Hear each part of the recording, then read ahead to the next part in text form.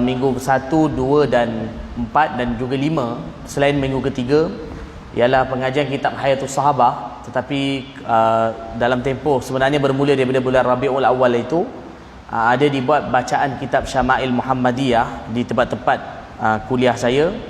Jadi kita nak baca kitab Syama'il Muhammadiyah sampai daripada awal sampai akhir.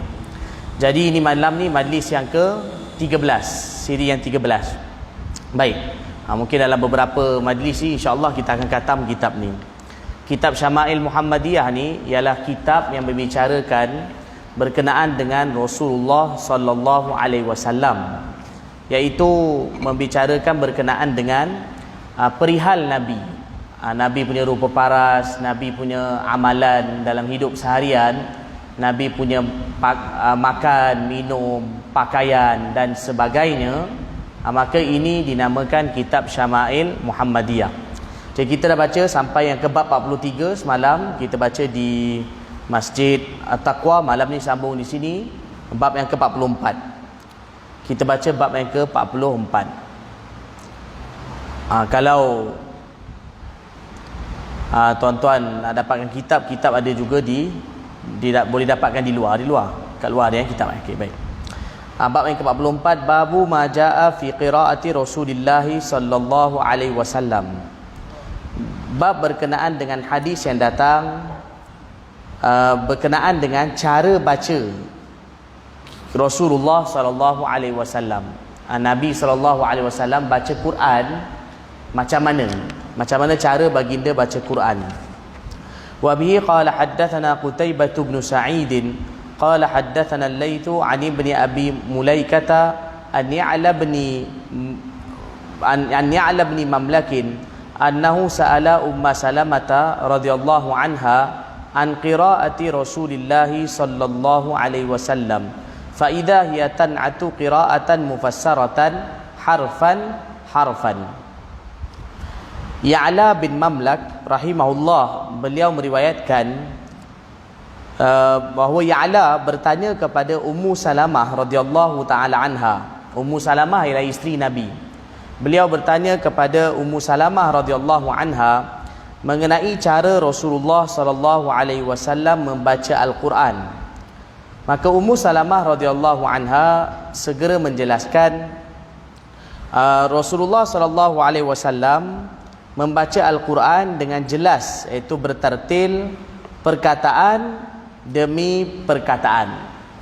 Nabi SAW bila baginda baca Quran, cara bacaan Nabi ialah bukan laju sampai tak dengar jelas bacaannya, tetapi ialah dengan baca satu demi satu. Bacaan tu jelas, boleh ditangkap bacaannya. Baik. Wa bihi qala haddatsana Muhammad bin Bashar قال حدثنا وهب بن جرير بن حازم قال حدثنا أبي عن قتادة قال قلت لأنس بن مالك رضي الله عنه كيف كانت قراءة رسول الله صلى الله عليه وسلم قال مدا. Qatadah rahimahullah, beliau berkata, aku bertanya kepada Sayyidina Anas bin Malik radhiyallahu anhu bagaimanakah cara Rasulullah sallallahu alaihi wasallam membaca Al-Quran. Jawab Anas bin Malik radhiyallahu anhu, beliau baginda sallallahu alaihi wasallam memanjangkan bacaan sesuai dengan hukum tajwid. Maksud tempat yang panjang baginda baca panjang. Yang pendek itu taklah, tempat yang ada mat tu maknanya baginda akan baca sesuai dengan mat tersebut. Baik. Wa bi qala haddatsana Ali bin Hujr qala haddatsana Yahya bin Sa'id al-Umawi an ibni Jurayj an ibni Abi Mulaikah an Ummi Salamah radhiyallahu taala anha qalat kana an-nabiy sallallahu alaihi wasallam yuqatti'u qira'atah yaqulu alhamdulillahi rabbil alamin thumma yaqif thumma yaqulu ar-rahmanir rahim thumma yaqif wa kana yaqra'u maliki yaumiddin. Baik, Sayyidatina Ummu Salamah radhiyallahu anha, beliau berkata Rasulullah sallallahu alaihi wasallam memotong-motong bacaan baginda pada setiap ayat. Baginda memotong-motong bacaan baginda pada setiap ayat. Iaitu macam mana cara dia? Baginda sallallahu alaihi wasallam membaca alhamdulillahi rabbil alamin, lalu berhenti. Kemudian baginda membaca ar-rahmanir rahim, lalu berhenti lagi. Selepas itu baginda membaca maliki yaumiddin. Maksudnya nak bagi tahu setiap ayat tu Nabi berhenti. Nabi buat baca waqaf, berhentilah kan. Walaupun boleh baca terus boleh, alhamdulillahirabbil alamin arrahmanir rahim maliki yaumiddin, tetapi baginda baca satu demi satu ayat Al-Quran. Baik. Cuma dalam hadis ni ayat dekat maliki yaumiddin tu dibaca maliki yaumiddin. Ni antara salah satu bentuk qiraat juga. Kalau kita yang biasanya di tanah Melayu ni, kita baca qiraat Hafs an Asim, Hafs daripada Asim, riwayat Asim, Hafs daripada Asim, kita baca maliki yaumiddin. Tapi kan qiraat ada 7 qiraat kan. Salah satu qiraat dipanggil qiraat Abu Ubaid. Qiraat Abu Ubaid mereka baca maliki yaumiddin. Tak panjang. Ini kita tak baca macam itulah. Dia antara contohnya di macam Tunis. Tunis dia orang baca maliki yaumiddin. Qiraat sana dia orang pakai qiraat sana. Okay, baik. Banyak negara yang pakai qiraat Hafs bin Asim. Tapi kalau kita maliki yaumiddin kan. Okey. Wa bi qala haddatsana Qutaibah qala haddatsana Al-Laits an Muawiyah bin Salih an Abdullah bin Abi Qais rahimahullah qala sa'altu Aisyah radhiyallahu anha an qira'atin Nabi sallallahu alaihi wasallam akana yusirru bil qira'ati am yajhar, qalat kullu dhalika qad kana yaf'al, qad kana rubbama asarra wa rubbama jahar, faqultu alhamdulillahilladzi ja'ala fil amri sa'ah. Abdullah bin Abi Qais rahimahullah, beliau berkata, aku bertanya kepada Sayyidatina Aisyah radhiyallahu anha mengenai bacaan Rasulullah sallallahu alaihi wasallam, adakah baginda membaca secara perlahan ataupun kuat? Jawab Aisyah radhiyallahu anha, kedua cara itu pernah dilakukan oleh Rasulullah sallallahu alaihi wasallam. Kadang-kala baginda membaca dengan perlahan dan kadang-kala baginda sallallahu alaihi wasallam membaca dengan kuat, iaitu dengan nyaring. Maka aku membalas, aku ni maksud Abdullah bin Abi Qais ni membalas, seluruh pujian kepada Allah Taala yang memberikan kemudahan dan kesenangan dalam perkara ini. Ialah mana kalau baca Quran dalam solat, maksud ni bacaan dalam solat kan, bacaan Quran makna baca Al-Quran tu kadang-kadang perlahan, kadang-kadang kuat. Jadi ada masa baginda pernah baca perlahan, baginda pernah baca kuat. Dalam solat pun baginda pernah baca perlahan dan juga baginda pernah baca kuat. Tapi ada tempat-tempat lah. Dia ada tempat-tempat dia yang ada disebut dalam kitab fiqh kan. Kalau dia duduk seorang, tak ada ganggu orang, boleh baca Quran kuat. Tapi kalau dia duduk ramai-ramai kan, ataupun ada orang nak buat ibadat lain, solat dan seumpamanya, maka disunatkan baca Al-Quran perlahan. Jadi secara umumnya itu ikut pada keadaan kan. Okey, baik. Tapi nak bagi tahu Nabi pernah baca dua-dua, tapi ada tempat-tempat tertentu. Wa bi qala haddatsana Mahmud bin Ghailan qala haddatsana Waqi'un qala haddatsana Mis'ar an Abil Ala al-Abdi an Yahya bin Ja'dah an Ummi Hani radhiyallahu anha qalat kuntu asma'u qira'atan Nabi sallallahu alaihi wasallam wa ana ala arishi. Ummu Hani radhiyallahu anha berkata, Ummu Hani ni sepupu Nabi, duduk kat Mekah. Beliau ni duduk kat Mekah. Ummu Hani radhiyallahu anha beliau berkata, aku pernah mendengar Rasulullah sallallahu alaihi wasallam membaca Al-Quran pada waktu malam, dan ketika itu aku berada di atas tempat tidur. Ni maknanya, ini kisah ni bila sebelum Nabi hijrah ke kota Madinah. Sebelum Nabi hijrah ke kota Madinah, waktu tu Nabi duduk kat Mekah. Waktu tu kan Quran pun dah turun. Jadi Nabi malam-malam, antara Nabi SAW punya kebiasaan, Nabi akan tidur awal malam. Lepas Isyak Nabi tidur. Lepas tu dalam pukul 1, pukul 2 atau pukul 3, lebih kurang macam waktu kita lah, Nabi pun bangun, Nabi akan pergi ke Kaabah dan Nabi akan solat di Kaabah. Nabi solat di Kaabah. Pernah dalam hadis ni beritahu makna Nabi baca agak kuat. Sampai Ummu Hani ni kata, Nabi punya bacaan tu sampai aku dekat rumah aku terdengar kat katil aku. Kan Ummu Hani ni rumah kat mana? Ummu Hani ialah dia antara Bukit Safa Marwah tu lepas tu sikit. Antara Bukit Safa Marwah, lepas tu sikit. Dia dekat dengan menghala ke arah lembah Abu Talib. Kalau tuan-tuan tengok dekat sekarang ni, iaitu tempat perigi Zamzam. Perigi Zamzam yang sekarang, bukan yang dulu, yang sekarang. Yang diorang dah keluarkan ke dekat ni, kat belakang tu. Dia rumah beliau kat depan tu sikit. Jauh lah maksudnya. Suara Nabi tu sampai jauh, Nabi baca kuat. Nabi baca kuat sampai kan dia kat dalam rumah, atas katil, terdengar Nabi punya bacaan tu. Dan Nabi baca kat mana? Nabi baca kat Kaabah. Nabi datang Kaabah, Nabi baca. Ini dalam hadis nak bagi tahu bahawa Nabi baca kuat. Mungkin persoalan timbul, kenapa Nabi baca kuat sangat sampai orang semua dengar, jauh pergi dengar. Ni sebab kerana zaman tu ialah kerana Nabi, antara sebab dia ialah Nabi nak, sebab biasanya bila Nabi baca Quran time solat, orang Arab zaman dulu, antara sebab mereka masuk Islam ialah bila dengar Quran. Ialah diorang faham Quran kan. Quran tu turun bahasa diorang. Jadi Quran tu dia punya mukjizat, dia masuk dalam hati, mereka masuk Islam. Orang kafir Quraisy bila Nabi mula-mula melakukan dakwah, diorang tak nak terima dakwah Nabi. Tapi dalam hati diorang bila dengar Quran, diorang kata ni betul ni Islam ni. Jadi apa cara dia? Bila Nabi malam-malam solat baca Quran dekat Kaabah, diorang diam-diam kerumun belakang Nabi dengar. Sampaikan tahap dalam hadis ada bagi tahu, pernah Nabi baca ayat sajidah, ayat tilawah tu Nabi sujud. Orang kafir Quraisy tu pun terikut-ikut sujud. Dia macam orang kata macam tak sedar Nabi sujud, dia pun sujud diri.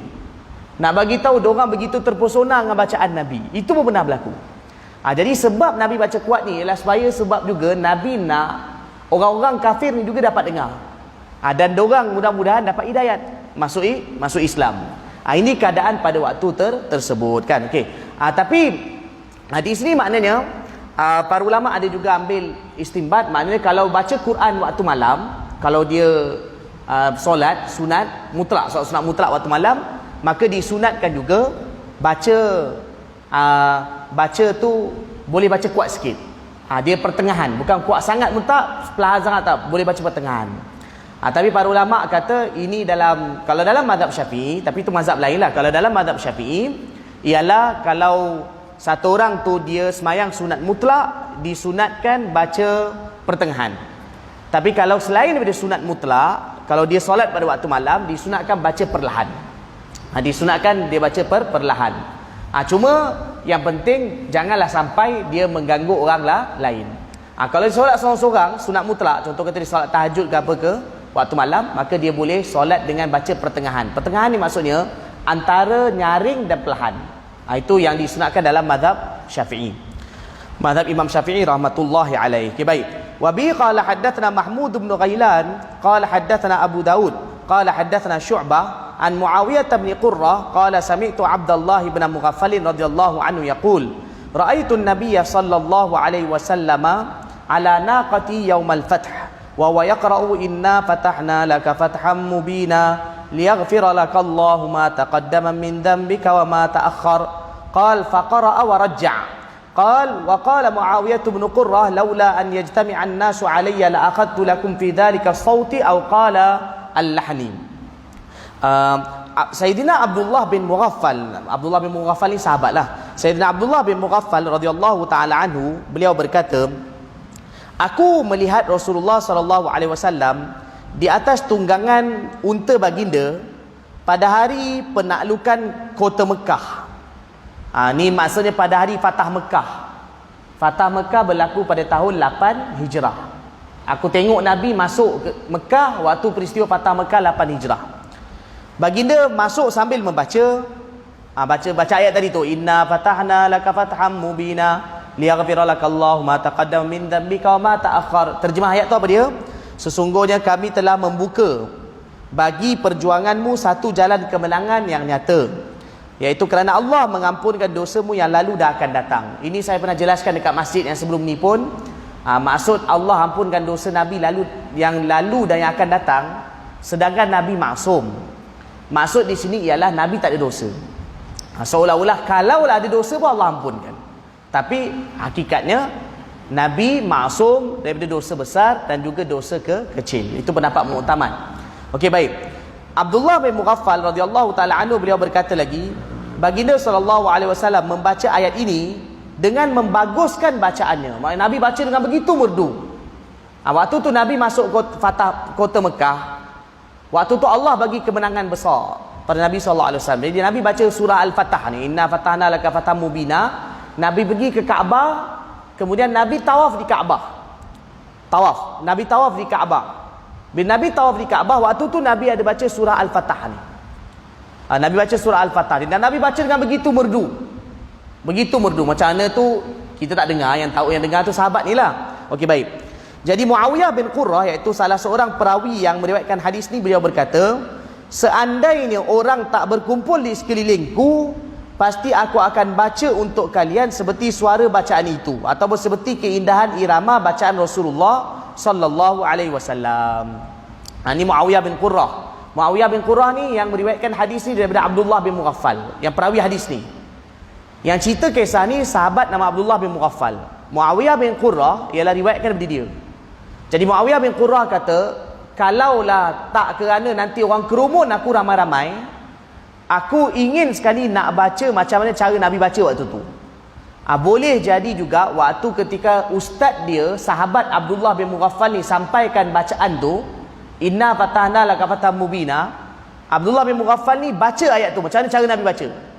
Jadi anak murid dia berkata, kalau kerana tak khawatir nanti orang kerumun aku pun akan tunjukkan kepada kamu macam mana Nabi baca waktu tu. Maksud nak bagi tahu Nabi baca dengan begitu merdu waktu tersebut. Okey, baik. Wa bi qala haddatsana Qutaibah bin surah Al-Fatah ni juzuk 26 kalau kita tengok surah Al-Fatah ialah juzuk 26. Okey, baik. Wa bi qala haddatsana Qutaibah bin Sa'id qala haddatsana Nuh bin Qais Al-Huddani an Husam bin Misad an Qatadah qala ma ba'atha Allahu nabiyyan illa hasanal wajhi hasanal saut wa kana nabiyyukum sallallahu alaihi wasallam hasanal wajhi hasanal saut wa kana la yurajji'. Qatadah rahimahullah, beliau berkata, Allah Ta'ala tidak mengutus seorang nabi melainkan nabi itu berwajah tampan dan bersuara merdu. Allah tak mengutus seorang nabi melainkan nabi itu berwajah tampan dan bersuara merdu. Nabi kamu ni maksudnya Nabi SAW lah. Nabi kamu semua adalah berwajah tampan dan bersuara merdu. Kadang-kala baginda tidak melagukan bacaan Al-Quran. Ini poin dalam hadis ni, maknanya baginda baca Quran tak berlagu. Ini kena jelaskan sikit kat sini. Sebab hadis ni seolah-olah macam berbeza dengan atas. Atas tadi kata Nabi baca Quran agak macam ada rentak, ada irama. Tapi kat bawah ni pula kata Nabi baca Quran tak ada macam berlagu, tak ada irama. Baik. Poin yang pertama dalam hadis ni bagi tahu semua para nabi ialah mereka wajah handsome. Para nabi ialah wajahnya kacak. Di kalangan semua para nabi, siapakah nabi yang paling kacak? Orang yang paling kacak sekali di kalangan semua para nabi alaihissalatu wassalam, Nabi SAW. Lepas tu baru Nabi Yusuf. Sebab ada dalam riwayat bagi tahu bila Nabi jumpa Nabi Yusuf alaihissalam, Rasulullah jumpa Nabi Yusuf alaihissalam ketika dalam peristiwa Isra' Mi'raj. Bila Nabi Mi'raj naik atas, Nabi kan jumpa nabi-nabi di langit kan. Langit pertama jumpa Nabi Adam, langit kedua jumpa dengan Nabi Isa dan Nabi Yahya, langit ketiga jumpa dengan Nabi Yusuf, langit keempat jumpa dengan Nabi Idris, langit kelima jumpa dengan Nabi Sulaiman, langit keenam jumpa Nabi Musa, langit ketujuh jumpa dengan Nabi Ibrahim. Itu Nabi jumpa dengan para Nabi. Ketika Nabi jumpa di langit ketiga, Nabi Yusuf alaihissalam, Nabi kata, aku tak pernah tengok orang yang lebih handsome daripada dia. Seolah-olah semua kehansaman, kekacakan Allah bagi kat dia. Para ulama kata yang Nabi puji itu tak termasuk Nabi. Sebab Nabi yang puji dia, tapi tak termasuk Nabi. Jadi bermakna kalau kita nak gabungkan ialah orang yang paling handsome Nabi Muhammad SAW, dan lepas tu baru Nabi Yusuf alaihi salam. Tapi kesimpulan yang mana para Nabi ialah kacak dan juga suara sedap. Suara sedap. Mana Allah jadikan mana para Nabi ni juga dari segi rupa paras dia pun ialah menarik. Ialah maksudnya menarik, tidak dipandang hina. Kita macam-macam, kita ni orang biasa lain kan, tapi para Nabi lah lain. Okay, baik.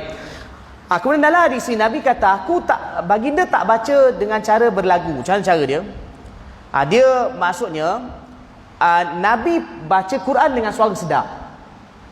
Dan juga Nabi ada baca Quran dengan beralun. Tapi yang dimaksudkan dalam hadis yang kedua ni, Nabi tak baca Quran berlagu, bukan dengan cara orang bernyanyi. Kan? Dengan cara orang bernyanyi. Yalah, kita tahu kan lah, cara nyanyi kan ada rentak dia. Nyanyi ni ada dia rentak dia. Do, re, mi, fa, sol, la tu, yang tu itu rentak muzik tu. Jadi Nabi tak baca Quran dengan rentak muzik, dengan rentak lagu. Tapi Nabi baca Quran dengan rentak alunan Quran. Kan? Dengan rentak, yalah, kita tertarannum kan baca tu. Kadang-kadang Nabi baca biasa, dan juga kadang-kadang Nabi baca dengan suara yang merdu. Okey, baik. Wa bi qala dan dalam hadis pun Nabi ada larang. Nabi ada larang jangan baca Quran macam lagu. Baca Quran dengan suara sedap Nabi suruh. Baca Quran dengan irama alunan, bacaan yang sedap Nabi suruh. Tapi Nabi juga ada larang jangan baca Quran dengan cara lagu, muzik. Tu Nabi SAW lah larang. Okey, baik. Secara umum yang sekarang ni qari baca, yang qiraat baca, itu bukan lagu. Kita kadang panggil lagu tapi dia rentak alunan. Yang ni kita diambil lagu Hindustan, dia pun buat lagu Quran. Itu dilarang. Itu dilarang. Okay, baik. Wa bi qala haddatsana Abdullah bin Abdul Rahman qala haddatsana Yahya bin Hassan qala haddatsana Abdul Rahman bin Abi Zinad an Amr bin Abi Amr an Ikrimata an Ibn Abbas radhiyallahu anhuma qala kanat qira'atun Nabi sallallahu alaihi wasallam yurubbama yasma'uha man fil hujrati wa huwa fil bait. Sayyidina Ibnu Abbas Abdullah bin Abbas radhiyallahu anhu, beliau berkata, kadang-kala orang yang berada dalam bilik dapat mendengar bacaan Rasulullah sallallahu alaihi wasallam yang berada di ruang rumah. Ni macam mana ni? Nabi sallallahu alaihi wasallam ini yang dalam hadis ni cerita Nabi solat malam ni. Ni maksudnya Nabi solat waktu malam. Hadis ni tuan-tuan buat sikit nota, maksudnya ialah solat pada waktu malam. Jadi kan tadi kita ada sampaikan bahawa bila Nabi solat pada waktu malam, Nabi ada baca kuat sikit, sederhana. Kuat sangat tu tidak, tapi sederhana. Jadi dalam hadis ni bagi tahu Nabi solat dekat ruang tamu. Nabi solat ruang tamu. Dan Nabi baca agak kuat sikit sehingga orang yang ada dalam bilik boleh dengar bacaan Nabi kat ruang tamu. Tapi kita kalau baca hadis ni, kita jangan sangka rumah Nabi macam kita. Rumah Nabi SAW ialah sebelah Masjid Nabawi. Para ulama sekarang mereka ada buat macam mana bentuk ukiran replika lah, kita tahu satu replika ukiran bentuk rumah Nabi. Kalau kita tengok rumah Nabi ialah kalau kita nak banding rumah kita tu memang tak boleh nak banding langsung lah. Rumah Nabi tuan-tuan dan puan macam pondok je. Hakikatnya macam kalau kita katalah memang macam kita zaman kita sekarang pondok je. Macam satu pondok je. Rumah Nabi dengan Aisyah ialah ada dua bahagian, ada dua section rumah Nabi. Satu ruang tamu, kemudian ada apa panggil? Ada partition. Ada halangan di tengah. Satu lagi bilik. Bilik tidur Nabi dengan Aisyah tu ialah kalau Nabi baring, Aisyah baring, kepala kena kat dinding, kaki pun kena dinding. Maknanya tepat-tepat muat satu orang. Maksudnya orang yang berdiri. Itulah bilik Nabi. Sebelah tu ruang tamu. Dan ruang tamunya pun besar macam besar pondok je. Maknanya kalau kita kata besar, dianggarkan lebih kurang, dianggarkan dalam pintu ni. Pintu ni berapa kaki ni? Pintu ni ada tak dalam 6 kaki? 5 kaki, 6 kaki. Ni pintu ni. Pintu ni 4 segi 4. Ini pun pintu ni panjang ni. Tapi Nabi tinggi. Nabi SAW tinggi. Nabi boleh tinggi 6 kaki lebih. Para ulama ada tulis Nabi boleh tinggi anggaran 6 kaki lebih. Pintu ni maknanya lebih kurang dalam 6 kali 6. Lepas tu kalau kali 2 maknanya kali 12. Dan tengah ada partition. 6 kaki lebih kurang. 6 kaki 6 kali 6, kemudian ada partition, tu bilik tidur pula 6 kali 6 lebih kurang. Itulah lebih kurang besar rumah Nabi. Ini anggaran lebih kurang macam tu. Sebab kata dalam hadis kata Nabi bila baring, kaki kena dinding. Kalau kita bukan dinding, katil kita lagi besar daripada kita. Jadi kita nak banding kita dengan Nabi tu terlalu jauh lah. Tu hakikat dia. Kan kita Mungkin kita mampu bercerita, tetapi hakikatnya kita sangat jauh dengan Rasulullah sallallahu alaihi wasallam. Jadi tu cerita dia. Nabi baca Quran dekat ruang tamu dia bukan ruang tamu rumah kita. Nabi baca kat ruang sebelah. Sebelah tu dah bilik. Jadi kadang-kadang orang yang duduk dalam bilik boleh dengarlah bacaan Nabi kat sebelah. Jadi rumah pun betul-betul kecil. Rumah Nabi sallallahu alaihi wasallam sangat-sangat kecil. Okey, sambung. Babu majaa fi bab 45. Bab yang ke-45 pula, babu majaa fi bukai Rasulullah sallallahu alaihi wasallam. Bab berkenaan dengan hadis yang datang mengenai tangisan Rasulullah sallallahu alaihi wasallam. Ni macam mana pula Nabi sallallahu alaihi wasallam menangis. Dia sebenarnya Imam Tirmizi karang kitab ni ialah ikut kesinambungan bab. Macam tadi kita baca bab apa? Nabi baca kan? Sebab sebelum tu ada ceritakan bahawa Nabi baca Quran dalam solat. Lepas tu Imam Tirmizi bawa datang bab macam mana Nabi cara baca Quran. Lepas tu sekarang pula macam mana dibawa datang bab berkenaan dengan Nabi, sebab kadang-kadang Nabi ada baca Quran menangis. Jadi sebab tu dibawa bab berkenaan dengan tangisan Rasulullah sallallahu alaihi wasallam. Sambung. Wa bi qala haddatsana Suwaid bin Nasr qala haddatsana Abdullah bin al-Mubarak.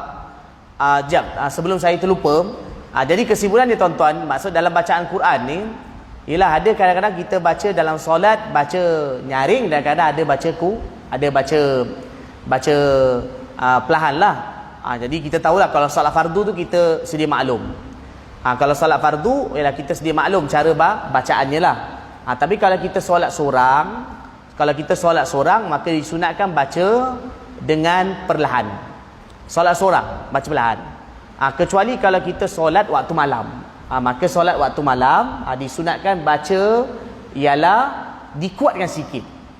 Dia sebenarnya satu lagi juga kesan bacaan yang dikuatkan ni ialah lagi-lagi bila kita solat malam ialah dia akan lebih khusyuk dan masuk dalam hati bacaan tu. Cuma pastikan jangan sampai mengganggu orang kan. Kalau kita solat dalam rumah tak ada hal lah, tak ada masalah. Okey, baik. Wa bi qala haddatsana Suwaid bin Nasr qala haddatsana Abdullah bin al-Mubarak an Hammad bin Salama an Thabit an Mutarrif wa huwa ibn Abdullah bin Syikhir an abihi qala ataitu Rasulullah sallallahu alaihi wasallam wa huwa yusalli wa li jawfi azizun ka azizil mirjali minal buka. Sayyidina Abdullah bin Asy-Syikhir radhiyallahu taala anhu, beliau berkata, aku mengunjungi Rasulullah sallallahu alaihi wasallam semasa baginda sallallahu alaihi wasallam sedang solat. Pada masa itu terdengar gelegak tangisan dari dalam diri baginda sallallahu alaihi wasallam yang berbunyi seperti air yang sedang menggelegak. Ini maksud macam mana? Aku dengar macam periuk yang tengah menggelegak. Dia terjemah kat sini macam air menggelegak, tapi hakikatnya sebenarnya kalau dalam hadis tu beritahu bahawa macam kadang-kadang kau orang masak air kan, orang masak air dalam zaman dulu dia masak air dalam periuk batu. Dalam periuk batu tu jadi bila ataupun periuk dia tembikar ke, bila masak air jadi air tu menggelegak. Jadi dia dengar bila dia datang tu Nabi tengah baca Quran, Nabi menangis. Daripada dalam dada Nabi ni keluar suara Nabi punya tangisan tu macam air menggelegak. Mana begitu sekali menangis. Kan? Bunyi Rasulullah sallallahu alaihi wasallam menangis. Sambung. Wa bi qala haddatsana Mahmud bin Ghailan qala haddatsana Muawiyah bin Hisham qala haddatsana Sufyan anil A'mashi an Ibrahim an Abidata an Abdullah bin Mas'ud radhiyallahu anhu qala li Rasulullah sallallahu alaihi wasallam iqra alayya faqultu ya Rasulullah aqra'u alayka wa alayka unzil qala inni uhibbu an asma'ahu min ghairi faqara'tu suratan nisa'i hatta balagtu wa ji'na bika ala haula'i shahida qala fara'aitu 'ainai Rasulillah sallallahu alaihi wasallam tahmulan. Sayyidina Abdullah bin Mas'ud radhiyallahu anhu, beliau berkata, Rasulullah sallallahu alaihi wasallam berkata kepadaku, baginda berkata kepada Abdullah bin Mas'ud radhiyallahu anhu, bacakanlah Al-Quran kepadaku. Aku membalas, wahai Rasulullah, adakah aku layak membacakannya kepadamu padahal ia tu makna Quran, padahal Al-Quran itu diturunkan kepadamu? Jawab Rasulullah sallallahu alaihi wasallam, aku suka mendengarkan bacaan dari selain diriku sendiri. Maksudnya Abdullah bin Mas'ud radhiyallahu anhu macam rasa tak layak, tak patut saya baca kat tuan Quran, sedangkan tuan kan Quran tu diturunkan kepada tuan. Beliau tawaduk, beliau rasa segan dengan Nabi. Tapi Nabi kata aku ingin nak dengar orang lain baca kat aku teringin nak dengar, bacalah. Okey, baik. Maka aku pun membacakan surah An-Nisa. Apabila sampai pada ayat wajina bika ala haula'i syahida, ni maksudnya ayat ni kalau ayat sempurna dia pakai fa idza ji'na min kulli ummatin bi syahidin wajina bika ala haula'i syahida. Allah bagi tahu nanti hari kiamat, Allah kata hari kiamat nanti, Allah kata setiap umat Allah akan bawa satu orang saksi terhadap nabi mereka. Dan Allah bagi tahu untuk umat ini Allah akan jadikan Nabi SAW sebagai saksi. Itu kandungan ayat tadi yang dibaca, yang Abdullah bin Mas'ud baca sampai ayat tu. Wajina bika ala haula'i syahida, iaitu cerita pasal Nabi. Allah akan bawa Rasulullah SAW sebagai saksi untuk umat ini. Baik. Maka bila sampai ke ayat tu, aku melihat kedua mata Rasulullah SAW basah oleh air mata. Maksudnya bila sampai ayat tu Nabi SAW menangis. Baginda pun menangis. Maka dalam hadis ini sabit bahawa selain daripada kita sunat sendiri membaca Al-Quran, kita juga sunat mendengar Quran daripada orang lain kadang-kadang. Yalah, maknanya satu kadang kita baca Quran, orang dengar. Satu lagi keadaan iaitu orang lain baca Quran, kita dengar. Kan kita dengar. Dan dalam hadis ni Nabi SAW menangis mendengar bacaan Al-Quran. Jadi bacaan Quran ni secara umum kita akan boleh nangis. Dia ada dua sebab. Kadang-kadang menangis baca Quran ni ada dua sebab. Sebab yang paling kuat untuk menangis kerana Quran bila kita faham Quran. Sebab menangis tu baca Quran ni bila kita faham Quran. Kalau faham barulah boleh nangis. Ni secara umum. Bila kita betul lah faham hayati, kadang-kadang menangis. Kan? Secara maksud tanpa disengajakan nangis. Kan? Ni biasa berlaku pada orang yang mana ialah orang yang faham Quran ni. Satu lagi kadang-kadang kerana cara bacaan. Cara bacaan tu begitu sayu, kita dengar khusyuk, menangis. Dua-dua boleh. Tetapi terbaiknya ialah menangis kerana bacaan Quran ni ialah kerana faham. Usahakanlah kan kalau kita mampu, mana-mana bacaan kalau kita mampu iaitu untuk fahami bacaan tu. Sedikit demi sedikit bacaan Al-Quran tu kita cuba untuk fahami kan.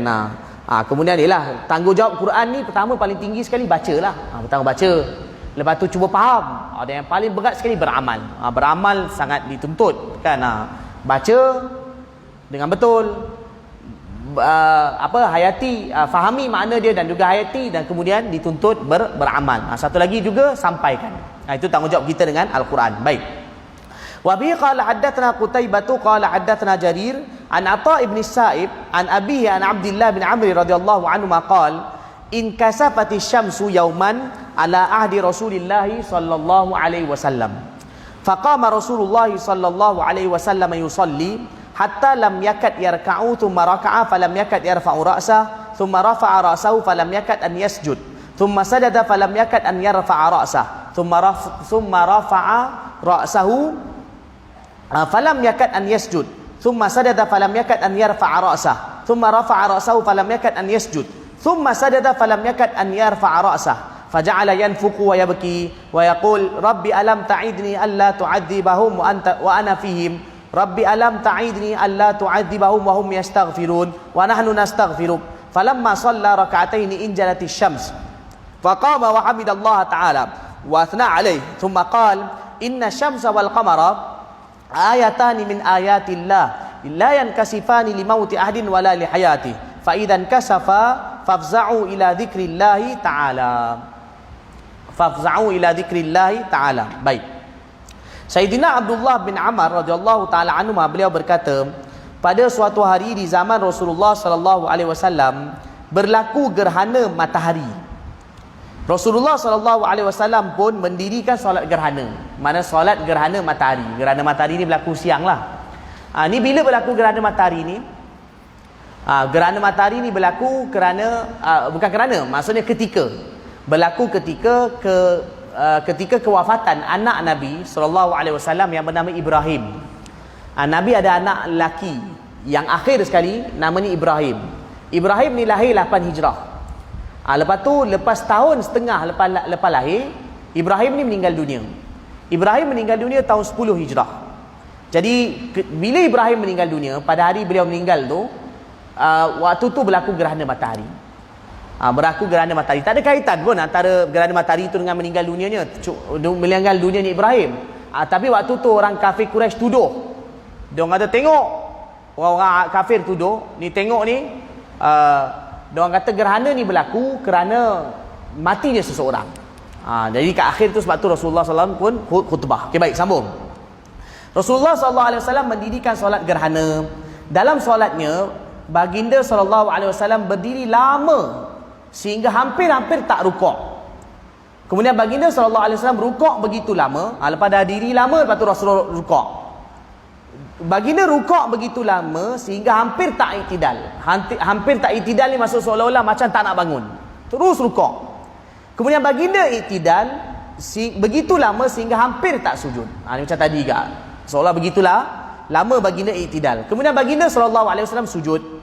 Sujudnya lama sehingga hampir tak bangun untuk duduk antara dua sujud. Lalu baginda SAW bangun, iaitu untuk duduk antara dua sujud. Duduknya antara dua sujud lama sehingga hampir tak sujud lagi. Mana tak sujud kedua. Nak bagi tahu semua lama lah. Kemudian baginda SAW sujud.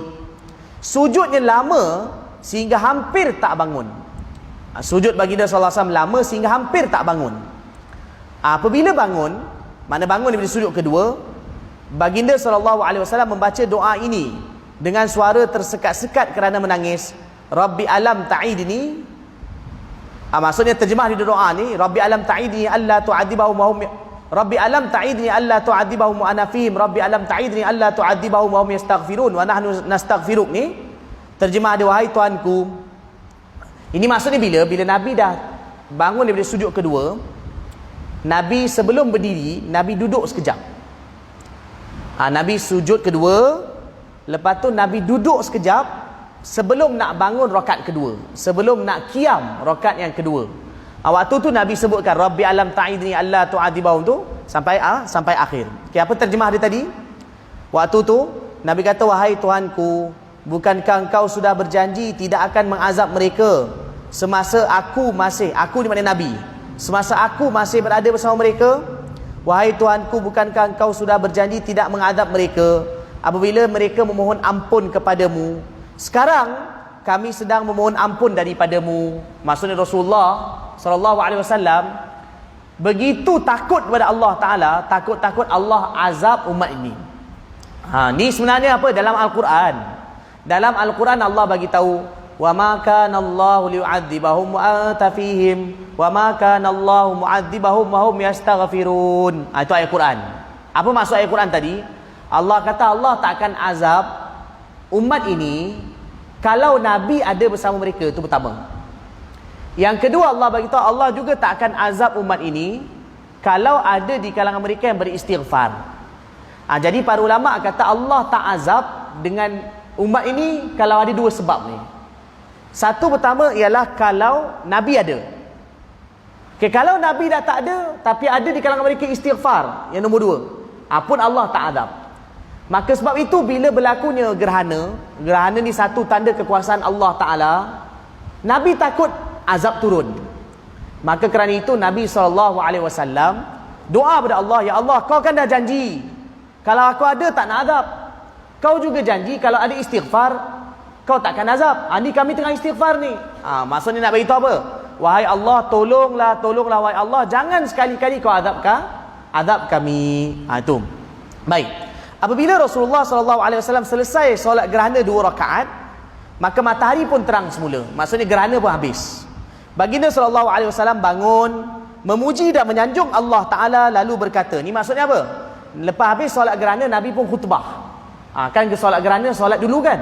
Lepas tu baru khutbah. Nabi pun bangun, naik atas mimbar, Nabi pun khutbah. Sebelum khutbah, Nabi puji Allah. Ialah macam kita kan, khutbah kan, Alhamdulillah, nabadu wa nasta'inu, tu semua. Nabi puji Allah Ta'ala. Okay, baik. Kemudian dalam khutbah tu, Nabi berkata, Nabi bersabda dalam khutbah baginda, sesungguhnya matahari dan bulan adalah termasuk tanda kekuasaan Allah Ta'ala. Gerhana tidak berlaku disebabkan oleh kematian ataupun kelahiran sesiapa.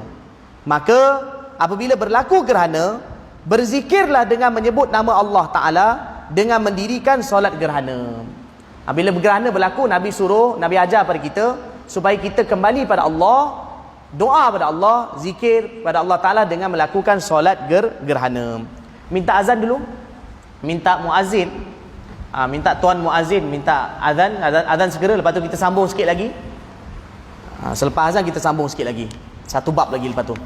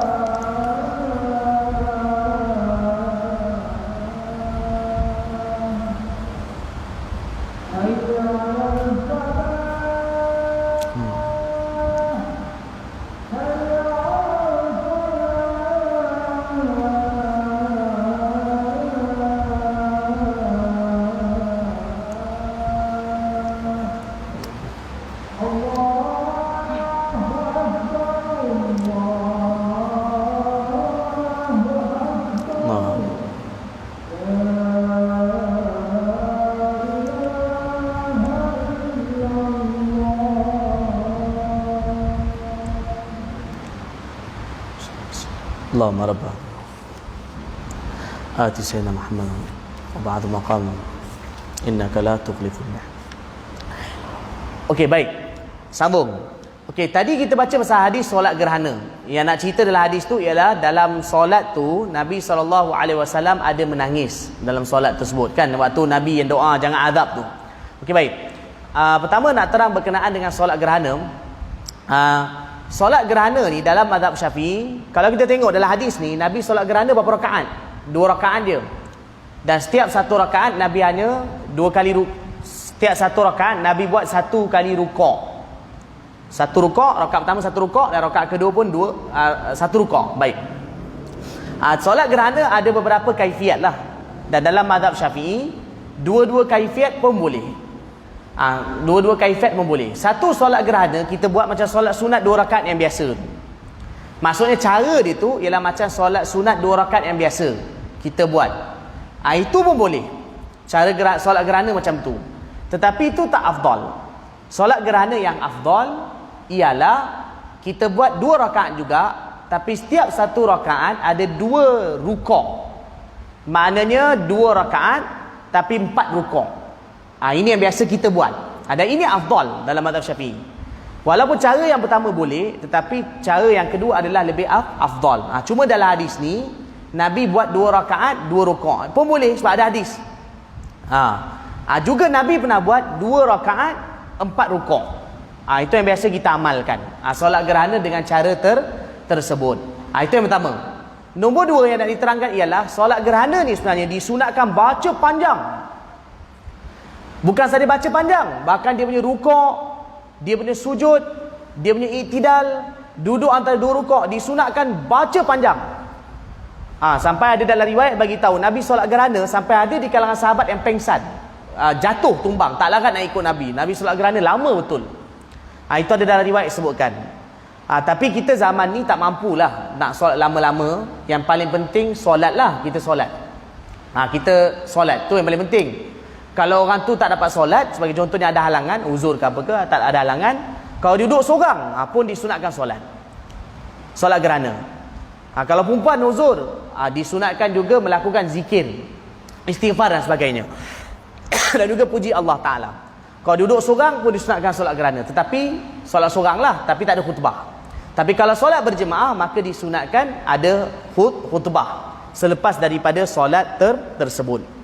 Yang ketiga nak sampaikan dalam hadis ni, Tengok, bila ada apa-apa peristiwa berlaku, Nabi ajar pada kita solat, kembali pada Allah Ta'ala, dekat dengan Allah, jangan lari daripada Allah Ta'ala.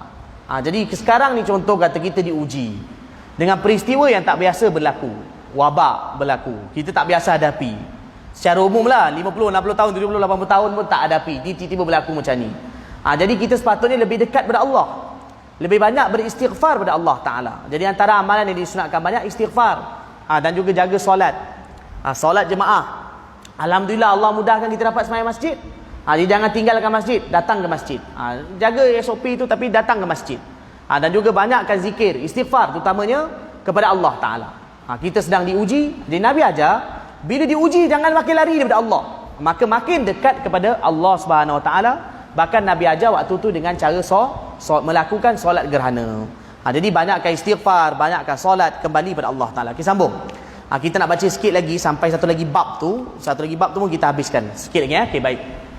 Wa bi qala haddatsana Mahmud bin Ghailan qala haddatsana Abu Ahmad qala haddatsana Sufyan an Atha bin Sa'ibi an Ikrimah an Ibn Abbas radhiyallahu anhu qala aqada Rasulullah sallallahu alaihi wasallam ibnatan lahu taqdi fahtadanaha fawada'aha baina yadayhi famatat wa hiya baina yadayhi wa sahat ummu Ayman faqala ya'ni an-nabiy sallallahu alaihi wasallam atabkina 'inda Rasulillah faqalat alastu araka tabki qala inni lastu abki innama hiya rahmah innal mu'mina bikulli khairin ala kulli hal inna nafsahu tunza'u min baini janbayhi wa huwa yahmadullaha azza wa jalla. Baik, Abdullah bin Abbas radhiyallahu taala anhuma, Sayyidina Abdullah bin Abbas radhiyallahu taala anhuma, beliau berkata Rasulullah sallallahu alaihi wasallam mengangkat cucu perempuannya yang hampir meninggal dunia, lalu dipeluk dan diletakkan di pangkuan baginda sallallahu alaihi wasallam. Cucu Rasulullah sallallahu alaihi wasallam itu benar-benar hampir meninggal ketika di pangkuan baginda sallallahu alaihi wasallam. Cucu Nabi ni siapa? Anak Zainab. Nabi ada anak perempuan nama Zainab. Zainab ni kahwin dengan suami dia Abul As bin Rabi'. Zainab anak Nabi kahwin dengan Abul As bin Rabi'. Dapat dua orang anak. Satu orang perempuan nama Umamah dan seorang lagi ialah namanya Ali. Umamah ni hidup lama lah. Umamah ni hidup lama. Cuma dalam hadis ni waktu ni dia kena sakit seolah-olah hampir mati. Tapi tak mati. Hampir mati dalam hadis ni. Umamah ni lepas Nabi wafat semua, lepas tu dia kahwin dengan Sayyidina Ali. Lepas tu. Jadi Umamah ni waktu ni dia sakit lah. Dia macam seolah-olah orang kata nak meninggal dunia dah waktu tu. Tapi tak, Allah selamatkan lepas tu. Jadi Umamah ni anak Zainab. Rasulullah, jadi Ummu Aiman radhiyallahu anha menangis dengan kuat. Ummu Aiman ni siapa? Ummu Aiman ni antara pengasuh Nabi. Lepas tu dia ni juga jadi hamba Nabi. Asalnya hamba bagi ayah Nabi.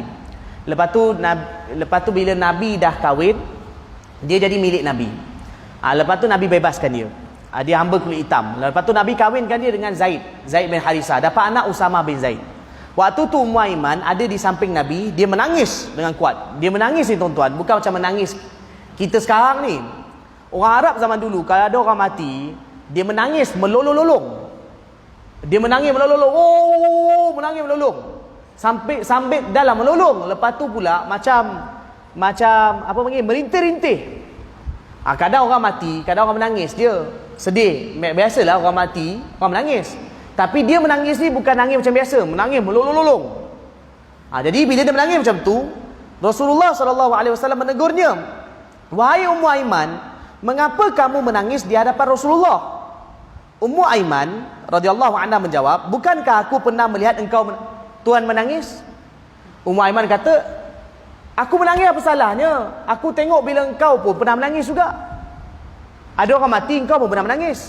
Tapi tengok Rasulullah SAW berkata, Aku bukanlah menangis yang dilarang, tetapi ia adalah tangisan rahmat. Aku bukan menangis macam kau nangis. Aku pun ada menangis juga kalau ada orang mati. Tetapi aku menangis sekadar tangisan yang menunjukkan kepada kasih sayang. Bila orang mati, kesian, Nabi nangis. Jadi menangis tak salah. Tapi yang dilarang ialah jangan menangis sampai melolong, melalak, merintih-rintih. Itu dilarang dalam hadis. Jadi kalau orang mati menangis tak ada masalah. Tapi jangan melolong, merintih, melalak tu macam yang biasa orang Arab buat. Kita negara kita tak ada. Cuma kalau kita pergi setengah negara, biasanya orang buat kalau negara kita orang Hindu. Orang Hindu ni kalau mati dia menangis tu sampai kadang-kadang koyak pakaian, cakar-cakar muka. Ni berlaku. Orang Arab pun sama. Sampai sekarang orang Arab macam tu. Orang Arab banyak sampai sekarang macam tu. Tapi yang tak ada agama lah. Kalau yang ada agama kuat, diorang tak buat. Tapi macam tu. Diorang dah terbiasa jadi adat. Sebab itu Nabi larang jangan menangis, melalak, melolong ketika satu orang meninggal dunia. Seolah macam tak redha dengan ketetapan Allah. Baik. Jadi sesungguhnya orang yang beriman selalu dalam keadaan baik pada setiap keadaan. Sehingga jika nyawanya sedang dicabut pun dia tetap memuji Allah Ta'ala. Nabi kata orang beriman ni redha. Kalau ada orang mati dia redha. Waktu dia mati pun dia tetap redha kepada Allah Subhanahu Wa Ta'ala. Kita sambung. Wa bi qala haddatsana Muhammad bin Bashar qala haddatsana Abdul Rahman bin Mahdi qala haddatsana Sufyan an Asim bin Ubaidillah anil Qasim bin Muhammadin an Aisyah radhiyallahu anha anna Rasulullah sallallahu alaihi wasallam qabbala Uthman bin Mad'un wa huwa mayyitun wa huwa yabki aw qala ainahu tuhraqan. Sayyidatina Aisyah radhiyallahu taala anha beliau berkata, ketika Sayyidina Uthman bin Maz'un radhiyallahu taala anhu meninggal dunia, Rasulullah sallallahu alaihi wasallam menciumnya sambil menangis. Rasulullah cium dahi dia, Rasulullah menangis. Rasulullah cium dahi Sayyidina Uthman bin Maz'un radhiyallahu taala anhu dan kemudian baginda menangis. Atau periwayat dia meriwayatkan bahawa kedua mata baginda sallallahu alaihi wasallam berlinangan air mata. Maknanya menangis kerana orang mati tak ada masalah. Satu lagi juga boleh juga kalau orang mati, maknanya kita boleh cium dahi dia. Tapi dengan syarat bukan, maksudnya kalau tidak berlainan, maksudnya bukan ajnabi lah kan, bukan nabi, maka boleh cium dahi kalau orang meninggal dunia. Uthman bin Maz'un radhiyallahu anhu ni antara sahabat Nabi yang banyak berkorban untuk agama. Jadi bila dia meninggal dunia, Nabi sedih. Satu, dan beliau ni orang yang mula-mula dikebumikan di Baqi'. Orang sekarang pergi Madinah ziarah Baqi'. Sahabat yang mula-mula sekali kita kata perasmi Baqi', perkuburan Baqi' itu bila dibuka, orang yang mula-mula dikebumikan di Baqi' Uthman bin Maz'un. Bukan Uthman bin Affan, Uthman bin Affan lepas tu. Ini Uthman lain. Uthman bin Maz'un radhiyallahu taala anhu, orang yang mula-mula dikebumikan di Baqi'. Waktu dia meninggal dunia Nabi sedih betul. Okey, baik. Wa bi qala haddatsana Ishaq bin Mansur qala akhbarana Abu Amir qala haddatsana Fulayhun wa huwa ibn Sulaiman an Hilal bin Ali an Anas bin Malik radhiyallahu taala anhu qala syahidna ibnatan li Rasulillah sallallahu alaihi wasallam wa Rasulullah sallallahu alaihi wasallam jalisun 'alal qabr fara'aitu 'ainaihi tadma'an faqala afikum rajulun lam yuqarifil laila qala Abu Talha ana qala inzil fanazala fi qabriha. Sayyidina Anas bin Malik radhiyallahu anhu berkata, kami menyaksikan pengebumian seorang anak perempuan Rasulullah sallallahu alaihi wasallam. Siapa ni? Ini Ummu Kulthum ni. Ummu Kulthum. Ummu Kulthum ni ialah isteri Uthman. Bukan Uthman tadi tu, Uthman lain. Uthman bin Affan lah, Uthman bin Affan. Uthman bin Affan kan kahwin dengan dua orang anak perempuan Nabi. Pertama kahwin dengan Ruqayyah. Lepas tu Ruqayyah meninggal dunia. Ruqayyah meninggal dunia tahun 2 Hijrah. Waktu tu Nabi tak ada. Nabi waktu tu dalam perjalanan balik daripada Badar. On the way sebelum sampai Madinah, Ruqayyah meninggal dunia. Lepas tu Nabi kahwinkan tahun depan tu Uthman dengan anak Nabi yang seorang lagi, Ummu Kulthum. Sebutan yang betul dia Ummu Kulthum. Tapi Ummu Kulthum pun lepas 6 tahun kahwin dengan Uthman pun meninggal dunia juga. Ummu Kulthum meninggal dunia tahun 9 Hijrah. Ummu Kulthum radhiyallahu anha meninggal dunia 9 Hijrah. Jadi kisah ni tahun 9 Hijrah. Rasulullah sallallahu alaihi wasallam duduk di tepi kubur dan aku ni Anas bin Malik, aku melihat kedua mata baginda sallallahu alaihi wasallam berlinangan air mata. Maknanya tak salah lah kan. Jadi anak Nabi meninggal dunia, Nabi sallallahu alaihi wasallam berlinangan air mata, nangis. Rasulullah sallallahu alaihi wasallam bertanya, siapakah antara kamu yang tak bersetubuh dengan isteri dia malam tadi? Siapa malam tadi tak jimak dengan isteri dia? Abu Talha menjawab, aku. Abu Talha ni ialah bapa tiri Anas bin Malik. Kan perawi hadis ni Anas bin Malik kan?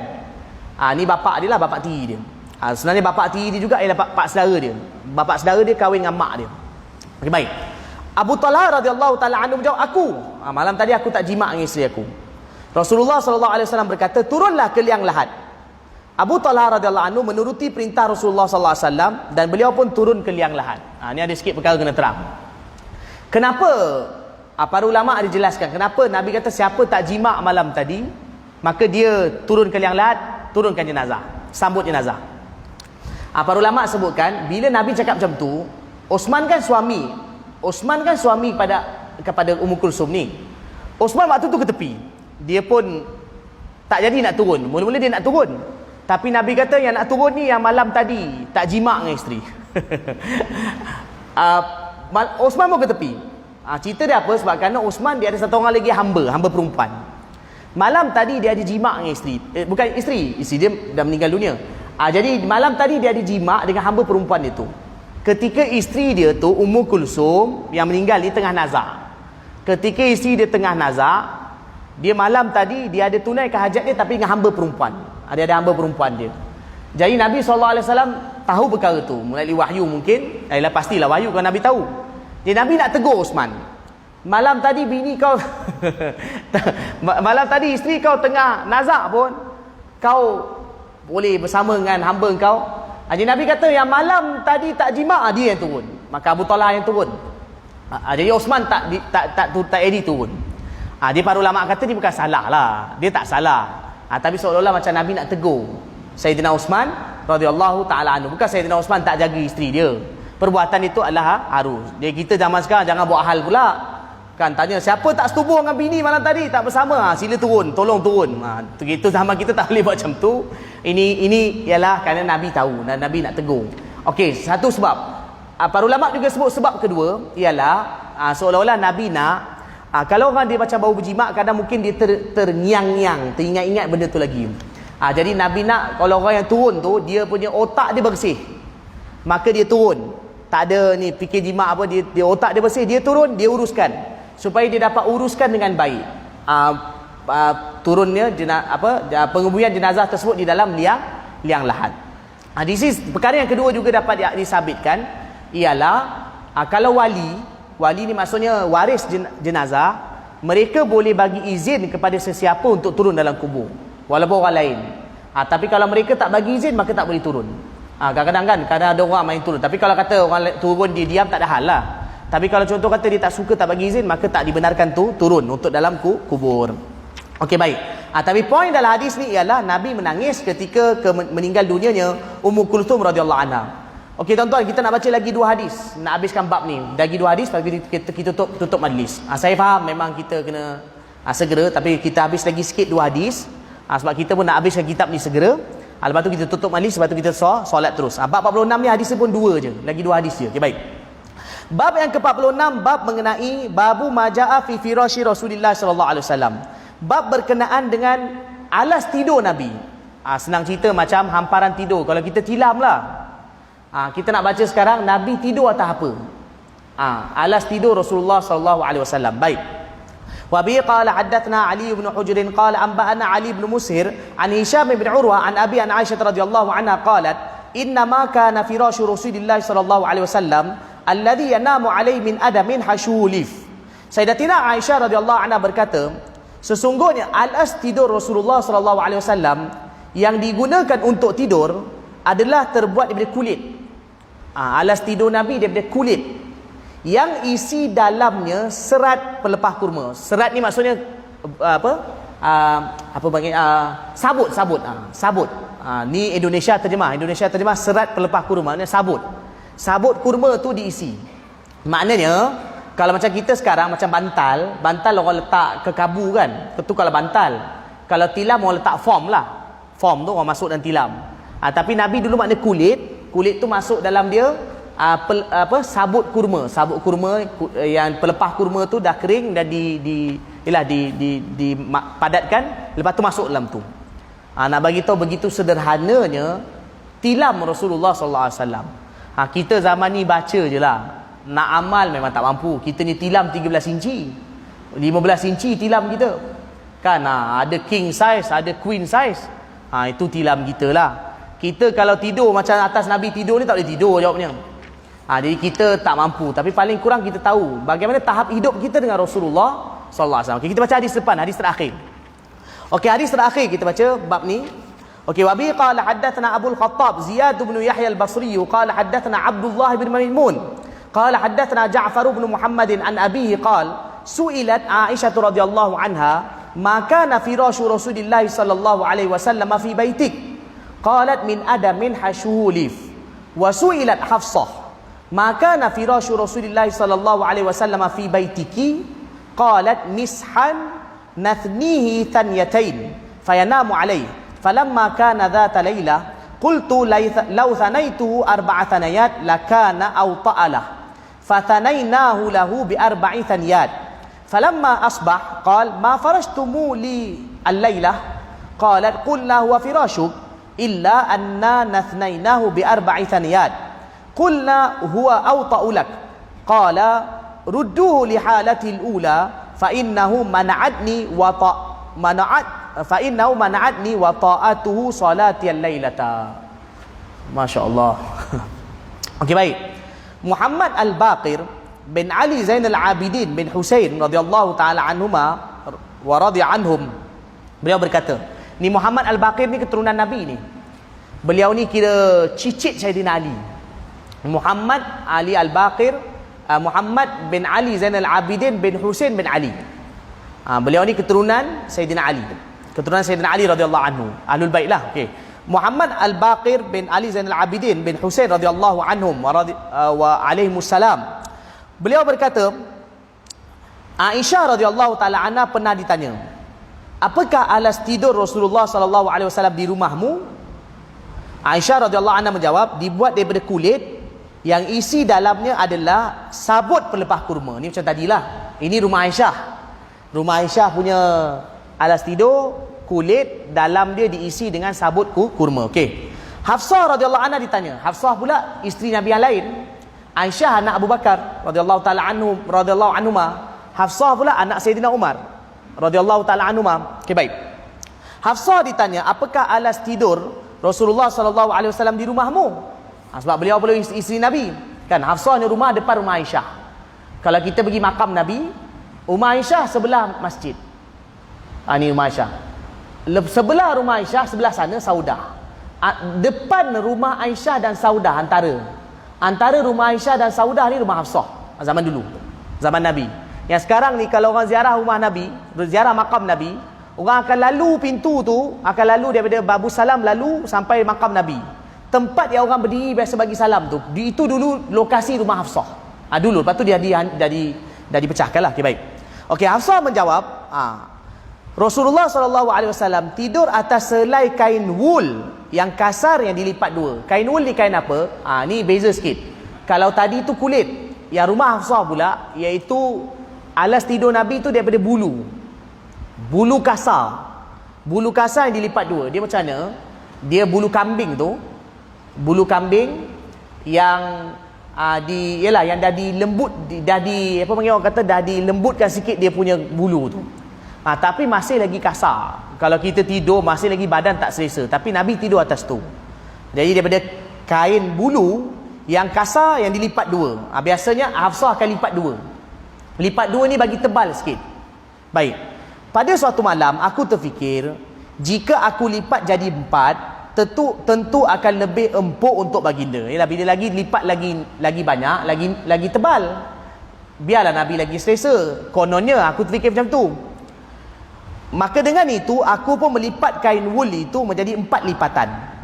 Tetapi apabila bangun pagi, Rasulullah SAW bertanya padaku, apa yang engkau berikan padaku sebagai alas tidur malam tadi? Aku menjawab, ya alas tidurmu yang biasa, namun aku melipatnya menjadi 4 lipatan. Aku menganggap ia akan menjadi lebih empuk untuk tuan. Maksud bila bangun pagi tu Nabi tanya, malam tadi alas tidur apa yang guna macam lain dia? Jadi Hafsah kata, sebenarnya wahai Rasulullah, sama juga. Alas tidur yang sama, cuma aku lipat lebih. Biasa lipat 2, tapi malam tadi aku lipat jadi 4. Tebal lagi. Tengok jawapan Rasulullah SAW. Apa jawab Nabi? Jadikan ia semula seperti keadaan asal. Sebab empuknya alas itu sudah menghalang aku bangun mendirikan solat pada malam tadi. Subhanallah. Nabi kata, aku tak nak. Jangan lipat 4, lipat 2 macam biasa balik. Sebab bila lembut sangat, malam tadi aku nak solat tahajud pun susah. Gembira. Kalau kita lagi tebal lagi suka. Kan, kalau diberi pilihan 5 inci dengan 13 inci, kita ambil 13 inci. Kalau saya lah mungkin, tuan-tuan tak tahu. Kita ambil 13 inci. Tapi Nabi, daripada tebal, Nabi lagi nak nipis. Kenapa? Kerana Nabi takut kalau tebal sangat akan menyebabkan enak betul tidur, susah nak bangun tahajud. Nabi kata tebal sangat menghalang aku daripada bangun tahajud. Biar lipat 2 je supaya aku dapat senang bangun tahajud. Allahu Akbar. Ini junjungan besar kita Nabi Muhammad sallallahu alaihi wasallam. Sebab itu kena banyak baca pasal Nabi supaya kita tahu hidup kita macam mana dengan hidup Nabi Muhammad sallallahu alaihi wasallam. Okay, baik, wallahu alam. Kita boleh terus solat sekarang. Maaf malam ni panjang sikit kerana kita nak dapat banyaklah baca kitab ni. Mungkin saya rasa kitab ni dalam 3-4 majlis, saya rasa dalam 3 majlis boleh khatam kot insya-Allah. Lagi lebih kurang dalam 10 bab lagi boleh khatam insya-Allah. Baik, wallahu alam. Okey, subhanallah bihamdi, subhanakallahumma bihamdika, asyhadu an la ilaha illa anta, astaghfiruka wa atubu ilaik. Subhana rabbika rabbil izzati amma yasifun, wa salamun alal mursalin, alhamdulillahi rabbil alamin.